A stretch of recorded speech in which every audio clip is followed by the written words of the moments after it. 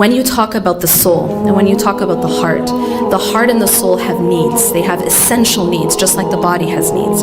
And one of the essential needs of the heart and of the soul is to have oxygen, to have food and water. Just like the body needs food and water, just like the body needs oxygen, the heart and the soul need its oxygen to stay alive.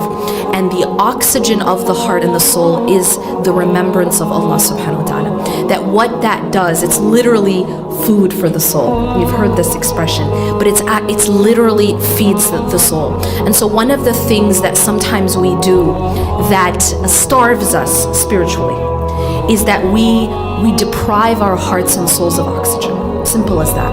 And what are some of the ways we do that? We do that, number one, the most extreme way in which we deprive our hearts and souls of spiritual oxygen is when we're not praying.